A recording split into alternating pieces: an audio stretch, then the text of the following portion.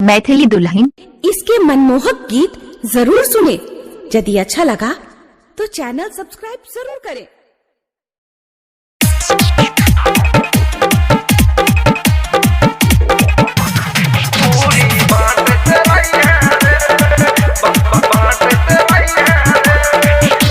Music by DJ Guddu राज। जखन बजता है डीजे पर गाना खूब नाचत रही है रे।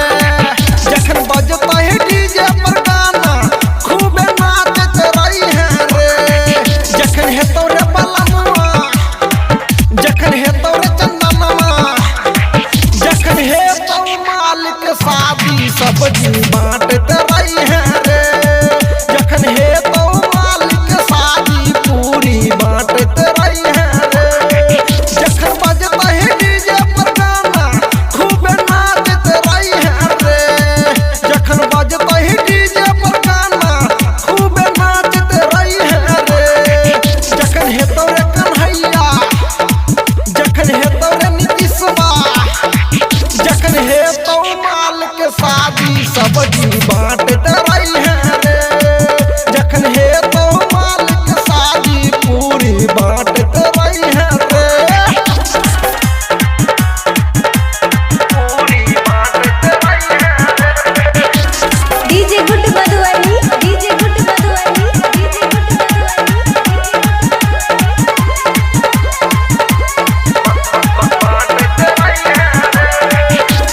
छौरी जब तुम्हारे चलो तोरा लाइन मारे चलो तो हर सुरतिया हर दम निहारे चलो रे बाय। छौरी जब तुम्हारे चलो तोरा लाइन मारे चलो तो हर सुरतिया हर दम निहारे चलो। आई छई कनवा कर शादी तू पागल बनी है रे।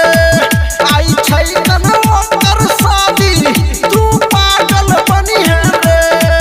जखन है तोरे कन्हैया, जखन है तोरे सत्यम्मा, जखन है तो मालिक शादी सब्जी बांटत रही है रे। जखन है तो मालिक शादी पूरी बांटत रही है रे। खूब नाचत रही है रे।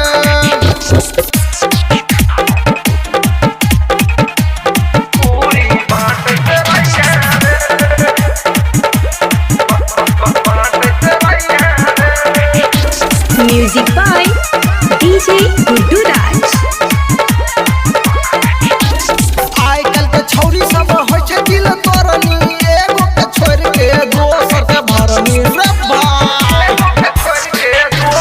आइ काल्हि के छौरी सब होइ छै दिल तोरनी, एगो के छोड़ के दोसर के भरनी। संतोष कहै छौ जे बात तू मानल करी है रे। संतोष कहै छौ जे बात तू मानल करी है रे। जखन हे तोरे दिलबा, जखन हे तोरे अंकितबा, जखन हे तो मालिक शादी सब्जी बांटल करी है रे। जखन हे तो मालिक शादी पूरी बांटल करी है रे। खूब बांटत रही है रे। जखन बजता है डीजे पर गाना खूब नाचत रही है रे। जखन बजता है डीजे पर गाना खूब नाचत रही है रे।